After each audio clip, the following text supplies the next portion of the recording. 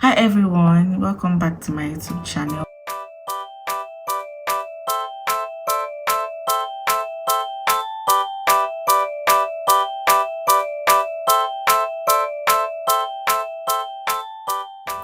So at the last quarter of this year, or second to the last quarter of this year, I found myself drowning so much in in the thought of things that I did this year, things that I did to be better, things that I did to not be better, things that I went back to that I said I was never going to go back to, and all that stuff. All that is not cliche stuff, but all that stuff that I wrote down maybe at the beginning of the year, and I was like, oh, I'm going to be better at math, I'm going to be all those stuff, right?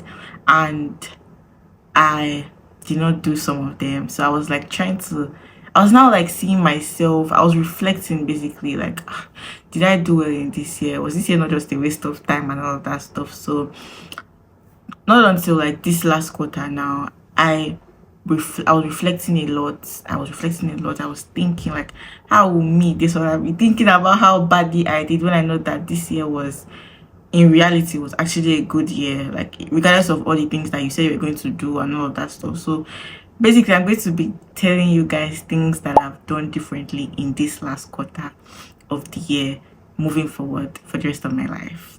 The first thing I'll be doing differently is Thanksgiving. When I was drowning in my thoughts zone or whatever, I don't know what I'm going to call it right now. When I was drowning in that part of my life, in that time of my life, I realized that I did not even say thank you for everything that I saw, everything that I learned, every skill that I acquired, everything that I started up. I did not say thank you to myself. I didn't say thank you to God. I didn't say thank you to anybody that would have helped me, reach that all these milestones that my head thought that I didn't get to. Right. So the first thing that I'm going to be implementing is Thanksgiving. Always thanking everyone around me, always thanking myself, always thanking God. Thanksgiving is underrated sometimes. I mean, imagine like my sister always straightening my hair before she goes out every day. Like just imagine, like every single day she wakes up, she's like, oh, Sola, bring your hair. I want to straighten let me straighten yours. And then each time she does it, because it's not become a habit for her, right? She has, made me think that it is normal for her to straighten my hair. So I just forgot the fact that straightening hair used to be so stressful for me. And now there's somebody that just wakes up every morning and takes my wig off the stand and just straightens it up, right? So now I'm just being intentional, like, okay, things that I don't like doing, maybe I don't like sweeping my room and my sister sweeps the room, like all those kind of tiny things, like just made me. I started reflecting on all those tiny things, like things that have made my year hard. Imagine me waking up every morning, sweeping my room. Or like imagine me getting to work every morning and there's nobody that has cleared up the space. Do you understand? Like things that just made my year easy, like the last mile on the road that always makes it, like, I don't know how to put it, but like Thanksgiving goes a long way. You find yourself seeing more good. Like every time you thank yourself for something or thank God or thank people for something, you see that there's actually a relief in that area. Like maybe there's somebody that always takes notes for you in class. Sorry, there's somebody in class that is very, very prudent. Like they take notes, the minute things that the lecturer says. And then you find yourself going to that person's room all the time, like, oh, this other, can I take your notes? Can I take your notes? Can I take your note? And all that stuff.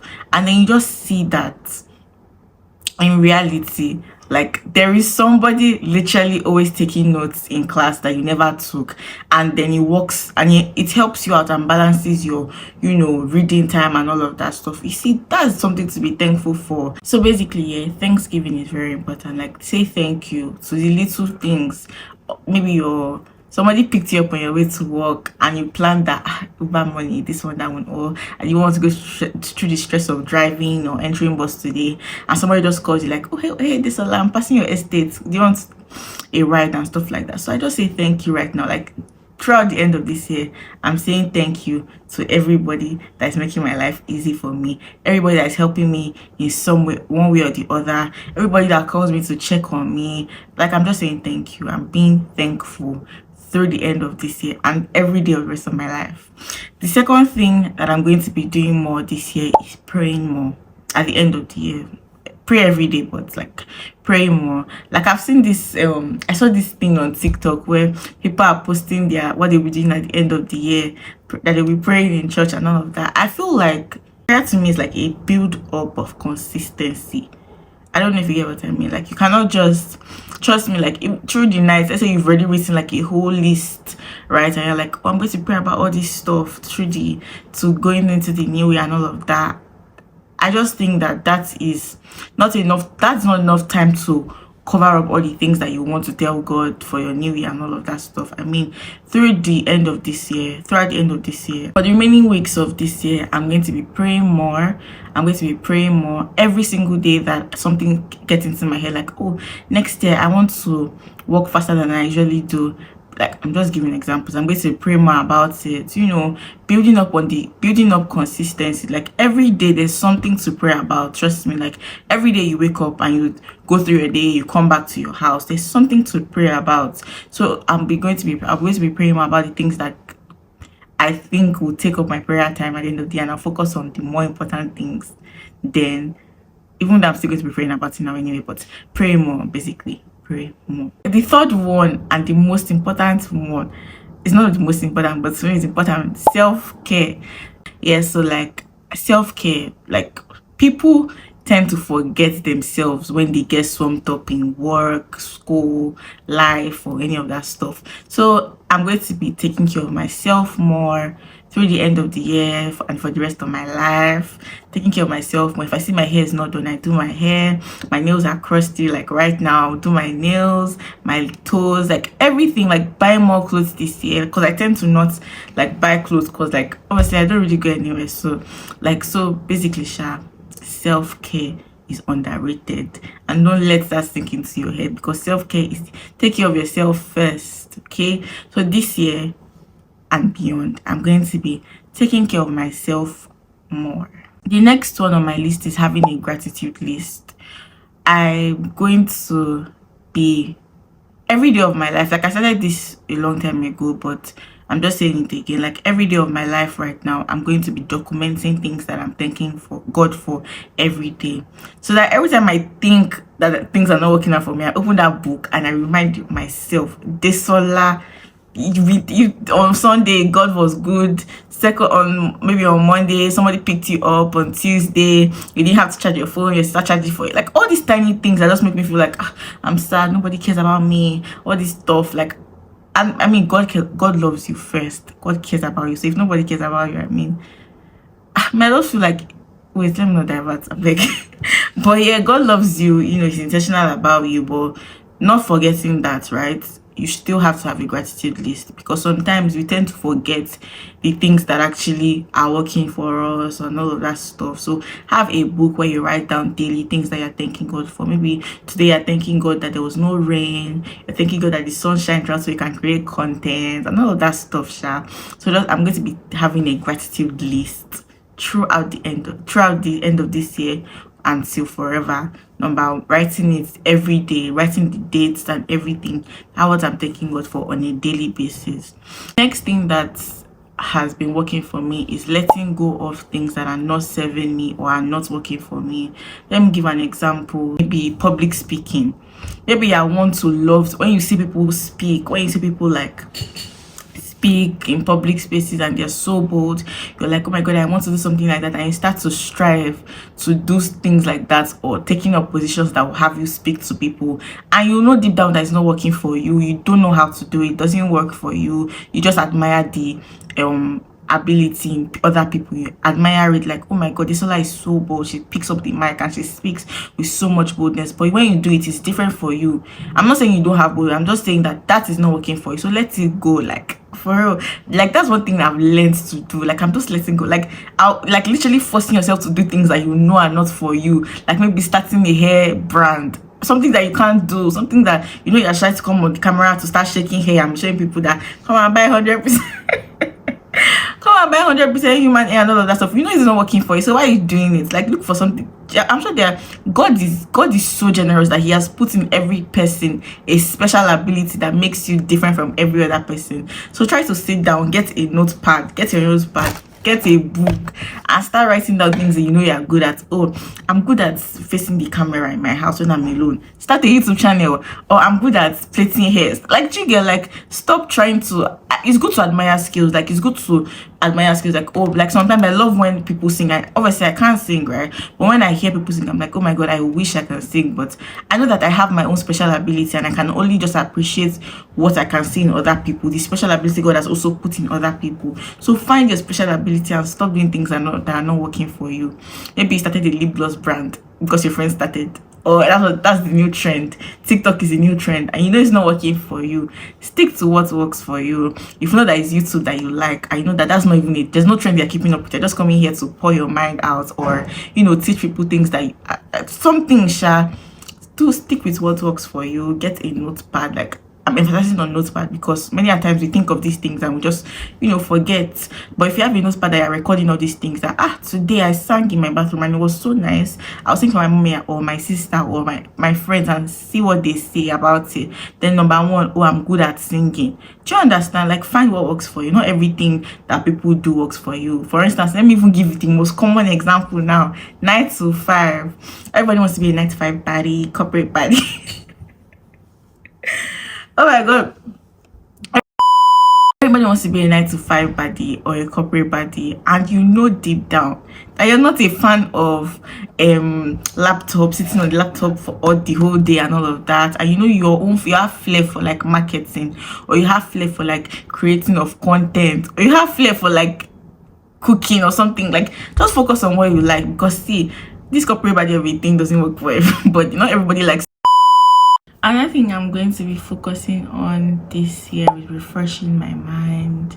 Anything that is bothering me so much, anything that bothers me enough to take my peace of mind away from me, more anything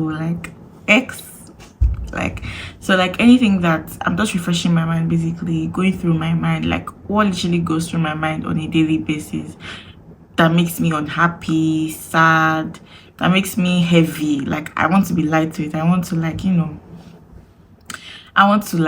have a very peaceful train of thoughts and all of that. So I'm refreshing my mind on a daily basis, not even like 2 months. Like, every day I want to sleep and like something's bothering my mind, I'm rolling on my bed.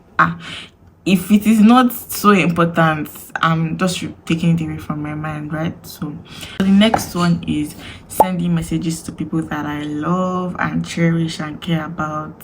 So recently I have started checking on people that that I know that this person has been good to me. So even if it's once in a month, because people are going through a lot, and I mean it's not everybody that is ready and able to check on you, but I think, hey, how are you, and I hope your day goes well, or something like that. Like a checkup, just would make them see things differently. Maybe like when they see that Odisola is constantly checking on me or something like that, they would see reasons to maybe open up to you, or just feel happy that people care about them and stuff. And appreciating people as well, people that have done a lot for you, people that have impacted you this year in one way or the other. They might not even know it. Like I said, straightening hair, like literally straightening of hair. My sister straightening my hair for me.